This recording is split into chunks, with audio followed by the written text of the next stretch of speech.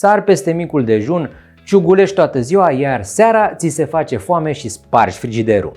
Nu reușești să te organizezi cu mâncarea sub pretextul că ești ocupat și nu mai ai timp și de asta. Poate mesele tale se reduc adesea la covrigi, biscuiți, dulciuri sau batoane de ciocolată mâncate pe marginea biroului cu o sticlă de suc alături în timp ce lucrezi de zor.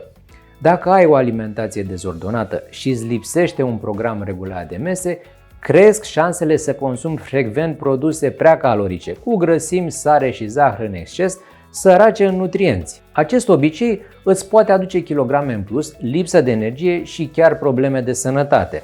Sunt doctorul Șerban Damian, nutriționist la Centrul Superfit din București, unde ajut oamenii să aibă un stil de viață mai sănătos și să slăbească, iar tu te afli pe canalul meu, locul unde vorbim pe un ton relaxat despre nutriție și un stil de viață sănătos. Înainte de a începe, nu uita să te abonezi. Sigur, e ușor să comanzi online mâncare fast food gata preparată care să vină direct la tine acasă sau la birou. Comenzile preferate de români sunt pizza, shawarma și burgerii, alimente bogate în calorii care, combinate cu un stil de viață sedentar, pavează drumul spre obezitate, diabet tip 2 și boli cardiovasculare. Nu e ceva rău să comanzi din când în când, mai ales dacă alegi preparate ușoare de la furnizori de încredere, dar evită să faci din asta un obicei. Portofelul și sănătatea îți vor mulțumi.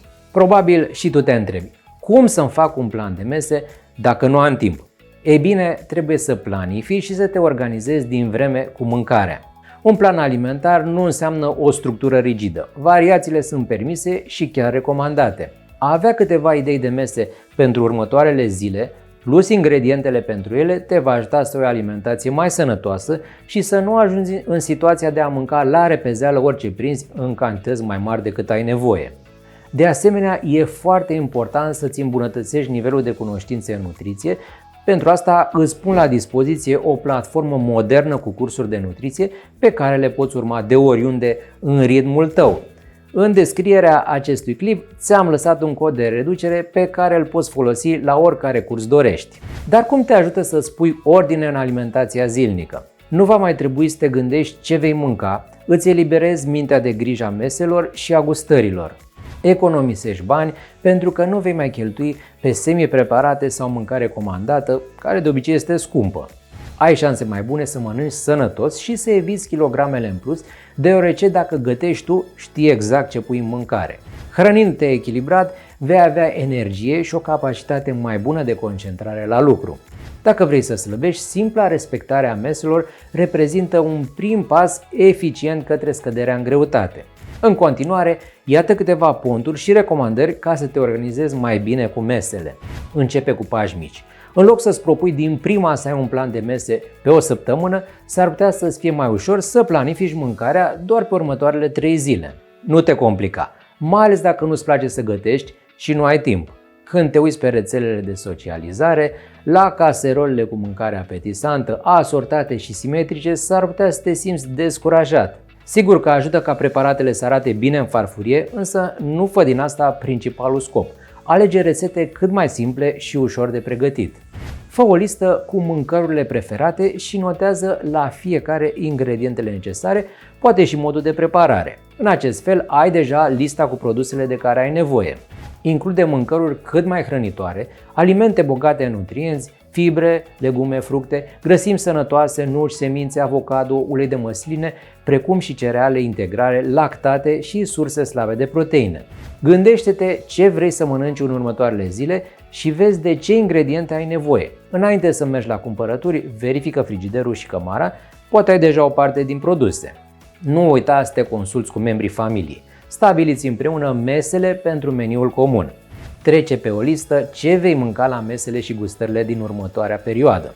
Nu trebuie să fie bătute în cuie. Le mai poți schimba între ele, dar ajută să ai câteva repere și o privire de ansamblu.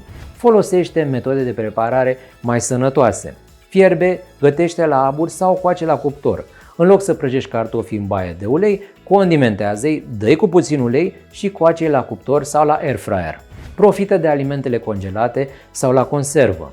Fructele și legumele proaspete sunt varianta optimă, dar au dezavantajul că se pot strica repede. Dacă ești ocupat, legumele congelate, gata tăiate, te pot scuti de multe bătaie de cap și sunt oricum bogate în vitamine și minerale: păstăi, mazăre, morcovi, conopidă, brocoli. La fel și conservele, care au o dată de valabilitate foarte generoasă.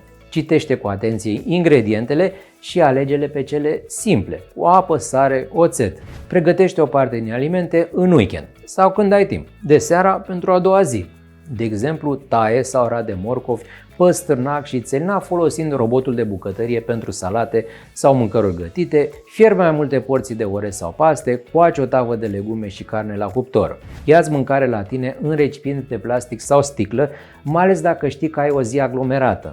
În cazul în care chiar nu ai timp să mănânci mesele principale, alternativa poate fi să mănânci mai multe mese mici pe toată durata zilei, însă încearcă să nu faci din asta o regulă. Ține câteva gustări sănătoase la îndemână, în birou, în geantă sau în frigiderul bucătăria de la firmă, dacă există un astfel de loc. Fructe, brânză proaspătă, iaurt, chefir, migdale, alune, fistic, nuci, fructe uscate, cum ar fi stafii de curmale, merișoare, dar și sandvișuri, felii de pui sau curcan, roșii cherry, batoane de cereale. Sper că aceste informații ți-au fost de folos. Dă-mi un like și nu uita să te abonezi la canalul Dr. Damian.